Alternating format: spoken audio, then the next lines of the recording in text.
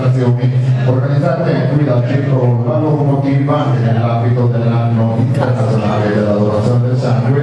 Ci saranno anche in seguito, anche nel periodo estivo, diverse manifestazioni molto importanti, però questa sera è interamente dedicata al canto a chitarra e con questa bella serata si vuole anche onorare un chitarrista che negli anni 50, inizio anni 60 nel Sassarese ha dedicato tanto tempo, tanta passione e ha accompagnato tanti grandi cantatori con la sua chitarra. E siccome hanno parlato di canto sardo da qualche anno qua al Circolo La Locomotiva, gli organizzatori vogliono sempre tenere presente la memoria di Vincenzo Pilo. Qui facciamo quella.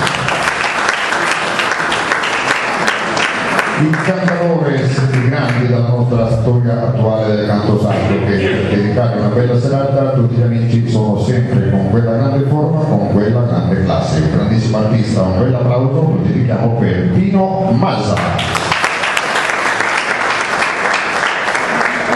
Stasera sarà forse una fatalità, sono tre grandi del nostro canto sardo e sono tutti e tre grandi artisti e tutti e tre di Sassari, perché Sassari, oltre ad aver organizzato tante belle serate nella storia della gara chitarra, ha dato i natali anche a diversi artisti e tre sono presenti in gran forma come sempre questa sera.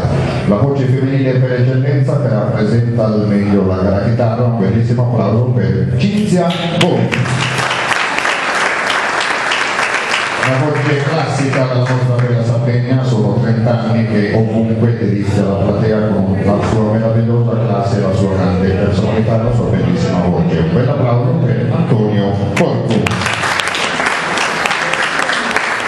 La fisarmonica è il grande fisarmonicista che come sempre è perfetto nell'accompagnare i cantatori e è delizioso anche con i suoi interventi. Un bel applauso per Gianmario Sardina.